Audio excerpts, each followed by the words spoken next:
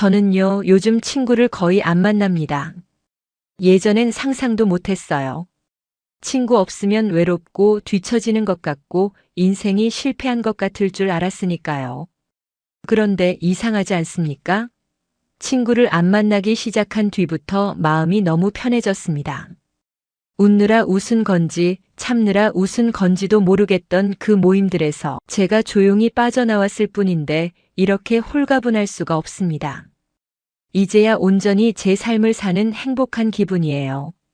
하지만 여기까지 오는데 꽤 오랜 시간이 걸렸습니다.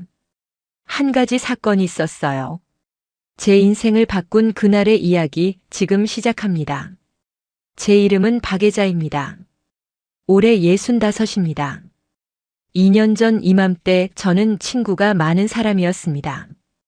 교회 친구들, 아파트 주민 모임, 고등학교 동창들.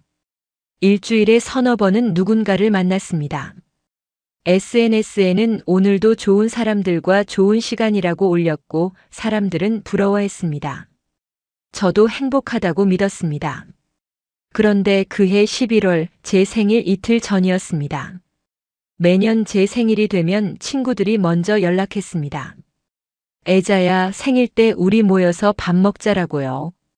그런데 그 해는 달랐습니다. 생일 이틀 전 아무도 연락하지 않았습니다. 바쁘겠지, 내일쯤 연락 오겠지라고 생각했습니다. 하루가 지났습니다. 생일 전날에도 여전히 아무 연락 없었습니다. 핸드폰을 몇 번이나 확인했습니다. 혹시 카톡 알림이 안 뜬 건 아닐까? 무음으로 해둔 건 아닐까? 하지만 아무것도 없었습니다. 설마 깜빡한 건 아니겠지. 깜짝 파티를 준비하는 건가? 마음 한구석이 불안했지만 애써 그 불안을 밀어냈습니다. 그리고 생일 당일이 왔습니다. 아침에 눈을 떠 핸드폰을 집어들었습니다. 떨리는 마음으로 화면을 켰습니다. 가족들 생일 축하 메시지만 몇 개 와 있었어요. 남편, 아들, 딸.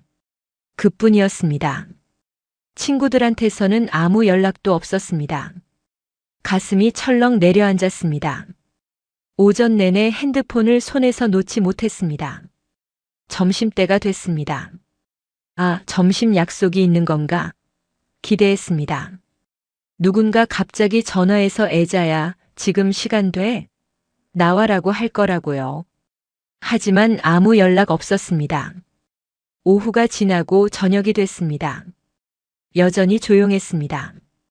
저는 소파에 앉아서 핸드폰만 들여다봤습니다. 손은 차가웠고 가슴은 답답했어요. 혹시 내가 뭘 잘못한 건가? 누구한테 실수한 건가? 아니면 나한테 화난 일이 있나? 온갖 생각이 머릿속을 맴돌았습니다. 스스로를 자꾸 책망하게 됐습니다. 그러다 문득 며칠 전 일이 떠올랐습니다. 일주일 전 교회 친구들 단체 카톡방에 다음 주 수요일에 새로 생긴 카페에서 모이자는 메시지가 올라왔습니다. 저도 나도 갈게라고 댓글을 달았습니다. 그런데 그 후로 묘하게 조용했습니다. 평소 같으면 애자 씨도 오네, 좋아라는 반응이 있었는데 아무 말이 없었습니다. 그리고 수요일이 됐습니다. 약속 시간 10분 전에 카페에 도착했습니다. 설레는 마음으로 카페 문을 열었습니다. 그런데 그 순간 시간이 멈춘 것 같았습니다. 아무도 없었습니다. 텅 빈 카페. 낯선 손님들만 자리에 앉아 있었습니다. 손이 떨리고 심장이 쿵쾅거렸습니다. 혹시 제가 장소를 잘못 온 건가 싶어서 카톡방을 다시 확인했습니다. 떨리는 손으로 화면을 올렸습니다. 맞았습니다. 여기가 맞았습니다. 시간도 맞았습니다. 그런데 왜 아무도 없는 거지? 더 올라가며 확인했습니다. 그리고 그때 봤습니다. 제가 댓글 단 다음 날 누군가 수요일 안 되는 사람들 많네. 그럼 목요일로 바꿀까? 라고 올렸더군요. 그리고 다들 좋아, 목요일 괜찮아. 그럼 목요일로 이렇게 댓글을 달았습니다. 그런데 저한테는 아무도 알려주지 않았습니다. 단 한 명도요. 목요일로 바뀐 걸 모르고 수요일에 혼자 나온 거였습니다. 그 순간 얼굴이 화끈거렸습니다. 얼굴에서 열기가 확 올라왔습니다. 손은 더 차가워졌습니다. 너무 창피했습니다. 주변 사람들이 저를 보는 것 같았어요.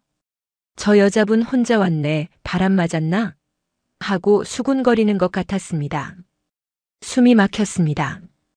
얼른 카페를 나왔습니다. 집으로 돌아오는 길 버스 안에서 창밖만 바라봤습니다. 눈물이 나는 걸 겨우 참았어요. 버스 안에서 울 수는 없었으니까요. 하지만 눈물은 계속 차올랐습니다. 집에 도착해서 현관문을 열고 들어갔습니다. 신발을 벗고 거실로 들어가 소파에 털썩 주저앉았습니다. 그제야 참았던 눈물이 쏟아졌습니다. 누구 하나 나한테 알려줄 수도 있었을 텐데. 날짜 바뀐 거 애자 씨는 모르니까 연락해줘야 되는 거 아니야? 이렇게 말해줄 수도 있었을 텐데. 하지만 아무도 그러지 않았습니다. 단 한 명도요. 그 일이 있은 지 일주일 후가 제 생일이었던 겁니다. 그래서 생일날 아무도 연락하지 않았을 때 그 일이 다시 떠올랐습니다. 아, 그때도 나만 몰랐는데 이번 생일도 다들 알면서 모른 척 하는 건가? 저녁 7시쯤 남편이 물었습니다. 오늘 친구들이랑 약속 없어? 생일인데. 저는 억지로 웃으며 대답했습니다. 응, 없어. 올해는 그냥 조용히 보내려고. 거짓말이었습니다. 조용히 보내려던 게 아니라 아무도 연락하지 않았던 겁니다. 남편은 그래? 그럼 우리 둘이 외식할까? 라고 했습니다. 저는 고개를 끄덕였습니다. 남편과 둘이 동네 삼겹살집에 갔습니다. 평소에 가던 그 집이었습니다. 고기를 구웠습니다. 소주를 한 잔 마셨습니다. 남편은 생일 축하해라고 말했습니다. 저는 고마워라고 대답했습니다. 하지만 음식이 목으로 넘어가지 않았어요. 억지로 삼켰습니다. 웃으려고 애썼습니다. 남편이 눈치채지 못하게요. 집에 돌아와서 침대에 누웠습니다. 천장을 보며 생각했어요. 이게 뭐지? 내 생일이 이렇게 쓸쓸할 수가 있나? 눈물이 또 났습니다. 억울하고 서러웠어요. 나는 친구들 생일 때마다 챙겼는데, 선물도 사고 카페도 예약하고 케이크도 준비했는데, 근데 내 생일은 이렇게 조용히 지나가는 거야? 아무도 기억 안 해? 아니면 기억하면서도 모른 척 하는 거야? 베개에 얼굴을 묻고 소리내어 울었어요. 평생 이렇게 서럽게 운 적이 없었습니다. 그날 밤 잠을 잘 수가 없었습니다. 계속 핸드폰을 확인했어요. 혹시 자정 넘어서라도 연락 오지 않을까? 하지만 끝까지 아무 연락 없었습니다. 다음 날 아침이 됐습니다. 생일이 지났습니다. 그제야 몇몇 친구들한테서 카톡이 왔습니다. 애자야, 어제 생일이었네. 미안, 깜빡했어. 생일 축하해. 이런 메시지들이었습니다. 저는 답장을 했습니다. 괜찮아, 고마워. 하지만 괜찮지 않았습니다. 전혀 괜찮지 않았습니다. 가슴에 구멍이 뚫린 것 같았어요. 그날 이후로 뭔가 달라졌습니다. 친구들을 볼 때마다 이상한 감정이 들었습니다. 이 사람들은 나를 어떻게 생각하는 걸까? 나는 이 사람들한테 뭐지? 나는 친구인 줄 알았는데 이 사람들은 나를 친구로 안 보는 건가? 의심이 생겼습니다. 생각해보니 비슷한 일들이 전에도 있었습니다. 모임 날짜가 바뀌었는데 저만 모르고 있었던 적. 다들 아는 이야기인데 저만 몰라서 어색했던 적. 저는 그 그룹에서 겉도는 사람이었던 겁니다. 포함되어 있지만 진짜 속해 있지는 않은 사람. 있어도 되고 없어도 되는 사람. 그게 저였던 겁니다. 그 깨달음이 너무 아팠습니다. 가슴이 무너져 내리는 것 같았어요. 제가 친구라고 생각했던 사람들이 사실은 저를 그렇게 안 봤던 거잖아요. 저는 열심히 챙겼습니다. 생일도 챙기고 아플 때 연락하고 좋은 일 있으면 축하하고 근데 저한테는 아무도 그러지 않았습니다. 일방적으로 주기만 했던 관계였던 겁니다. 그게 너무 서러웠어요. 40년, 50년을 함께 했다고 생각했는데 그게 다 착각이었던 겁니다. 생일 사건 이후로 한동안 아무도 만나지 않았습니다. 약속을 잡자고 연락이 와도 바빠서 몸이 안 좋아서라고 핑계를 댔어요. 사실은 만나기 싫었던 겁니다. 만나서 뭐 하겠습니까? 또 가면 쓰고 웃고 듣기 싫은 이야기 들어주고 지쳐서 돌아오는데 저는 그게 너무 싫어졌습니다. 그러던 어느 날 고등학교 동창 경숙이한테서 전화가 왔습니다. 애자야, 다음 주에 점심 먹자. 50년 가까이 된 사이였습니다. 저는 순간 고민했습니다. 거절할까 나갈까? 응, 좋아라고 대답했어요. 동네 한식당에서 만났습니다. 경숙이는 제가 도착했을 때 이미 와 있었습니다. 자리에 앉자마자 자기 이야기를 시작했어요. 우리 아들이 말이야, 이번에 부장 됐어. 우리 며느리는 정말 착해. 우리 손주는 영재래. 30분 동안 경숙이 이야기만 들었습니다. 아들, 며느리, 손주, 온갖 자랑이었어요. 저는 응, 그래, 대단하다만 반복했습니다. 경숙이는 한 번도 제게 묻지 않았습니다. 너는 어때? 요즘 뭐하고 지내? 식사가 끝나갈 무렵, 너 요즘 왜 이렇게 잠수야? 라고 물었습니다. 저는 잠깐 멈칫했습니다. 이제 제 이야기를 할 차례인가 싶었습니다. 용기를 내서 말했습니다. 응, 사실 요즘 좀 힘들어. 나이가 드니까 몸도 여기저기 아프고 외로울 때도 있고. 그런데 제 말이 끝나기도 전에 경숙이가 끼어들었습니다. 아이고, 나도 그래. 나도 요즘 무릎이 아파서 다시 자기 이야기였습니다. 저는 입을 다물었습니다. 더 이상 제 이야기를 하지 않았습니다. 어차피 들을 생각이 없으니까요. 점심이 끝났습니다. 경숙이는 오늘 반가웠어. 다음에 또 보자라고 했습니다. 저는 그래, 잘 가라고 대답했습니다. 집으로 돌아오는 버스 안에서 창밖을 보며 생각했습니다. 저 사람은 나한테 관심이 없구나. 나는 그냥 자기 이야기 들어줄 사람일 뿐이야. 50년 가까이 알고 지낸 사이인데 이게 전부인가. 집에 도착해서 소파에 앉았습니다. 너무 지쳤습니다. 2시간 점심 먹으면서 제 이야기는 한마디도 못했어요. 그냥 듣기만 했습니다. 마음이 텅 빈 것 같았습니다. 며칠 후에는 친구 미경이를 만났습니다. 미경이는 1시간 동안 불평만 했습니다. 남편, 아들, 돈, 건강, 온갖 것에 대한 불평이었어요. 세상이 다 불만이었습니다. 너는 어때? 라고 물었을 때 진짜 제 이야기를 해볼까 했습니다. 하지만 알았습니다. 이 사람은 제 이야기를 들을 준비가 안 돼 있다는 걸요. 나는 괜찮아라고 대답했습니다. 카페를 나올 때 미경이가 말했습니다. 오늘 얘기 들어줘서 고마워. 속이 다 후련해. 하지만 속으로 생각했습니다. 나는 후련하지 않은데. 나는 더 무거워졌는데. 집에 돌아왔을 때 너무 지쳤습니다. 몸도 지쳤지만 마음이 더 지쳤어요. 미경이의 부정적인 에너지가 저한테 그대로 전염된 것 같았습니다. 미경이는 위로를 원하는 게 아니라 그냥 하소연할 쓰레기통이 필요했던 겁니다. 그게 저였습니다. 그 후로도 몇 번 더 친구들을 만났습니다. 하지만 갈 때마다 똑같았어요. 가면 쓰고 웃고 듣고 싶지 않은 이야기 듣고 지쳐서 돌아왔습니다. 그런데 아이러니한 건 친구들과 함께 있을 때 오히려 더 외로웠다는 겁니다. 사람들 속에 있는데도 혼자인 느낌이었어요. 진짜 제 이야기는 한 적이 없었으니까요. 늘 가면을 쓰고 있었습니다. 어느 날 밤 침대에 누워 천장을 보며 생각했습니다. 나는 왜 이렇게 사는 걸까? 이게 정말 내가 원하는 삶일까? 답이 명확했습니다. 아니었습니다. 저는 행복하지 않았습니다. 눈물이 또 났습니다. 하지만 이번에는 슬픔이 아니었어요. 화가 났습니다.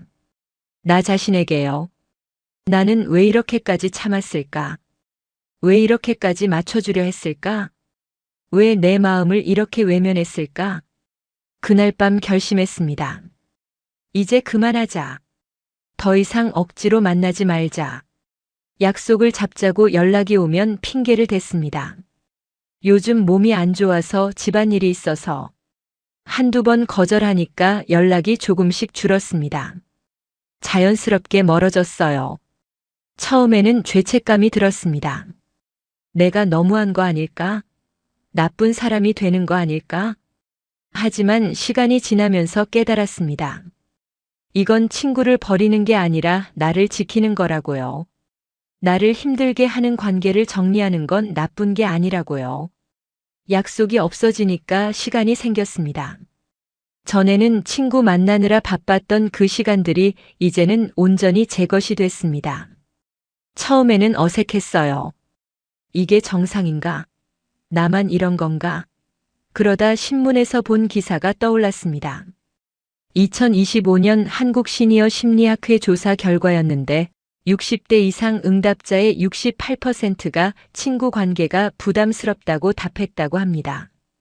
그리고 그중 74%가 혼자 있는 시간이 더 편하다고 했답니다.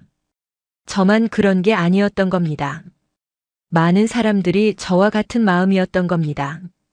그 통계를 보고 나니 마음이 한결 가벼워졌습니다.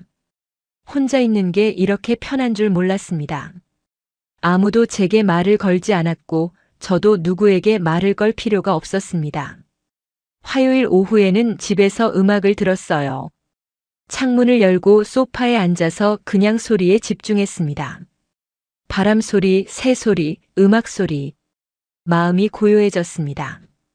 가슴 속에 있던 무게가 조금씩 가벼워지는 것 같았습니다.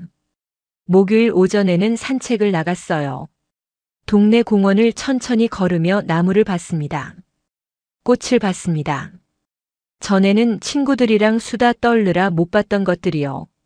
나뭇잎이 바람에 흔들리는 것, 꽃이 피는 것, 하늘이 파란 것. 이런 것들이 다 아름다웠습니다. 토요일 낮에는 책을 읽었습니다. 천천히 음미하며 읽었습니다. 그러다 한 문장이 눈에 들어왔어요. 독일 철학자 쇼펜하우어의 말이었습니다. 고독은 고통이 아니라 자유다. 홀로 있을 때 우리는 비로소 자신과 만난다. 그 문장을 읽는 순간 가슴이 뭉클했습니다. 눈물이 났습니다. 하지만 이번에는 슬픈 눈물이 아니고 해방감이었습니다. 저는 지금 외로운 게 아니라 자유로운 거였어요. 중간에 잠이 오면 낮잠을 잤습니다. 아무도 방해하지 않았습니다. 이게 행복이었습니다. 이게 진짜 평화였습니다. 시간이 지나면서 변화가 생겼어요. 첫째, 스트레스가 사라졌습니다. 약속 전날 밤 머리 아프던 게 없어졌습니다. 아침에 일어나면 하루가 제 것이었습니다. 둘째, 비교가 사라졌습니다. 남의 자랑을 안 들으니까 비교할 일이 없었습니다. 저는 저대로 남은 남대로 그냥 그렇게 받아들여졌습니다. 셋째, 에너지가 생겼습니다. 혼자 있어도 기운이 났습니다. 책도 읽고 요리도 하고 뭔가 하고 싶은 일들이 생겼어요. 넷째, 제 자신을 알게 됐습니다. 제가 뭘 좋아하는지, 뭘 싫어하는지, 뭘 원하는지 알게 됐습니다.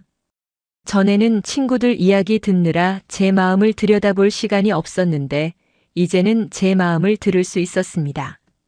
다섯째, 진짜 소중한 사람이 보였습니다. 남편, 아이들, 그리고 정말 마음 편한 친구 한 명. 이 사람들이 진짜 제 사람들이었습니다. 물론 외로울 때도 있었습니다. 하지만 그때마다 생각했어요. 외로움이랑 고독은 다른 거야. 외로움은 원치 않는 고립입니다. 누군가와 함께 있고 싶은데 혼자 있는 상태. 하지만 고독은 다릅니다. 고독은 내가 선택한 혼자 있음입니다. 저는 외로운 게 아니라 고독을 선택한 겁니다. 억지로 웃고 지쳐서 돌아오는 그 모임들보다는 혼자 조용히 있는 게 훨씬 나았으니까요. 고독은 힘이 됐습니다. 혼자 있는 시간이 저를 채웠어요. 제 생각을 정리할 수 있었고, 제가 진짜 원하는 게 뭔지 알 수 있었습니다. 어느 날 남편이 물었습니다. 요즘 친구들 안 만나? 괜찮아? 저는 웃으며 대답했습니다. 응, 괜찮아. 오히려 좋아. 나이 들면 친구가 줄어드는 건 당연합니다. 젊을 때는 체면 때문에 억지로 사람들을 만났습니다. 하지만 나이가 들면 그럴 에너지가 없어집니다. 남은 시간이 보이니까 정말 중요한 것만 하고 싶어집니다. 요즘 저는 진짜 만나고 싶은 사람만 만나요. 마음 편한 친구 한 명 있습니다. 이 친구 앞에서는 솔직해질 수 있습니다. 요즘 힘들어. 남편이랑 싸웠어. 나이 드니까 무서워. 이런 이야기를 할 수 있습니다. 우리는 서로 위로하고 공감합니다. 만나고 나면 힘이 납니다. 이게 진짜 친구구나 싶었습니다. 한 달에 한두 번 만납니다. 자주 만날 필요가 없습니다. 문득 조선시대 학자 정약용 선생의 말이 떠올랐습니다. 벗은 많을 필요가 없다. 마음을 나눌 수 있는 한 사람이면 족하다. 정말 그랬습니다. 진짜 마음을 나눌 수 있는 한 사람이 있으면 그걸로 충분했습니다. 나머지 시간은 혼자 보냅니다. 그게 저한테 맞는 삶입니다. 혹시 지금 친구 문제로 마음 고생하고 계십니까? 친구 만나기 싫은데 억지로 나가고 계십니까? 친구들 앞에서 가면 쓰고 웃고 계십니까? 모임에서 나만 빠진 것 같다는 느낌 받고 계십니까? 그렇다면 당신이 이상한 게 아닙니다. 당신의 몸과 마음이 신호를 보내고 있는 겁니다. 이제 그만해도 돼. 억지로 하지 마. 나를 먼저 생각해. 그 신호를 무시하지 마십시오. 용기를 내십시오. 불편한 관계를 정리하는 건 나쁜 게 아닙니다. 친구를 버리는 게 아니라 나를 지키는 겁니다. 친구가 많다고 행복한 게 아닙니다. 진짜 마음 편한 사람이 한 명이라도 있으면 충분합니다. 아니, 한 명도 없어도 괜찮습니다. 나 자신과 편하게 지낼 수 있다면 그것만으로도 충분합니다. 외로움과 고독은 다릅니다. 고독은 나쁜 게 아닙니다. 고독은 나를 만나는 시간입니다. 내 마음을 듣는 시간입니다. 그 시간이 당신을 채울 겁니다. 이제 허락하십시오. 친구를 안 만나도 된다고. 혼자 있어도 괜찮다고. 그게 나이 들어가는 자연스러운 과정이라고요. 나이 들어 친구가 줄어드는 건 인생이 좁아지는 게 아닙니다. 오히려 불필요한 소음을 덜어내고 진짜 나의 목소리가 들리기 시작하는 순간입니다. 저는 이제 압니다. 친구가 많은 게 중요한 게 아니라 내가 편안한 게 중요하다는 걸요. 사람들 속에 있는 게 중요한 게 아니라 나 자신과 함께 있는 게 중요하다는 걸요. 요즘 저는 행복합니다. 진짜 행복합니다. 약속 없는 화요일 오후. 혼자 걷는 목요일 아침, 책 읽는 토요일 낮. 이 시간들이 제게는 선물입니다. 저는 저와 함께 있으니까요. 그게 충분합니다. 오늘 이 이야기가 누군가에게 위로가 되었으면 좋겠습니다. 아, 이렇게 살아도 되는구나. 그 한 문장의 안도감이 되기를 바랍니다. 당신은 이상하지 않습니다. 친구가 줄어든 게 아니라 진짜 중요한 게 보이기 시작한 겁니다. 혼자 있어도 괜찮습니다. 친구 안 만나도 괜찮습니다. 당신은 외로운 게 아니라 자유로운 겁니다. 고립된 게 아니라 독립된 겁니다. 이제 허락하십시오. 그렇게 살아도 된다고. 그게 당신의 선택이고 당신의 자유이고 당신의 삶이라고요. 나이 들면 친구가 꼭 필요한 건 아닙니다. 필요한 건 나 자신과의 평화입니다. 내 마음이 편안한 삶입니다. 그게 진짜 행복이더군요. 오늘도 저는 혼자입니다. 그리고 편안합니다. 아니, 편안한 정도가 아닙니다. 자유롭습니다. 행복합니다. 이게 제가 선택한 삶입니다. 후회하지 않습니다. 당신도 할 수 있습니다. 용기를 내십시오. 당신의 삶은 당신 것입니다. 오늘의 영상에 여러분의 가슴에 와닿았다면 구독과 좋아요로 저를 응원해 주세요. 추운 날씨에 감기 조심하시고요. 오늘도 행복한 하루 되시고 다음에 또 뵙겠습니다. 지금까지 황금노후였습니다. 감사합니다.